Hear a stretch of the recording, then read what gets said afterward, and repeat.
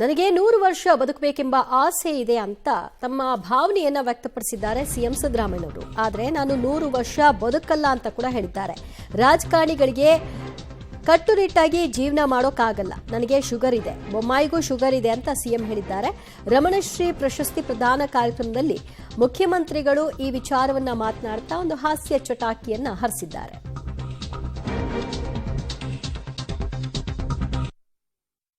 ನೀವು 100 ವರ್ಷ ಬಾಳಿ ಅಂತ ಅವರ ಅಭಿಮಾನಿಗಳು ಒಂದು ಪತ್ರ ಬಂತು.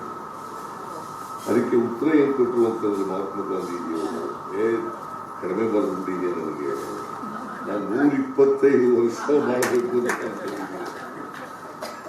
ಅಂತ ಮಹಾತ್ಮ ಗಾಂಧೀಜಿಯವರು ಅವರ ಅಭಿಮಾನಿಗೆ ಉತ್ತರ ಬರೋದು. ಹಾಗಾಗಿ ಪೂರ್ವಚರರಾಗಲಿ ರಾಜೀವ್ ಅವರಾಗಲಿ ಇವರೆಲ್ಲರೂ ಕೂಡ 100 ವರ್ಷಗಳಿಗಿಂತ ಹೆಚ್ಚು ಕಾಲ ಬದುಕಲಿ ಅಂತೇಳಿ ನಾವು ಹಾರೈಸ್ತೇವೆ.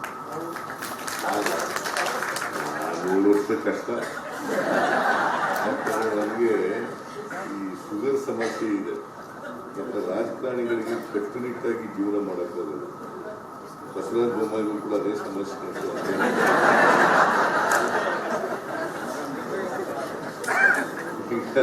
ರಾಜಕಾರಣಿಗಳು ಕಾಲಕ್ಕೆ ತಕ್ಕ ಊಟ ಮಾಡೋಕ್ಕಾಗಲ್ಲ, ಕಾಲಕ್ಕೆ ದಿನ ಬೆಳಿಗ್ಗೆ ಇದ್ದು ಎಕ್ಸಸೈಸ್ ಮಾಡೋಕ್ಕಾಗಲ್ಲ, ವಾಕ್ ಮಾಡೋಕ್ಕಾಗಲ್ಲ.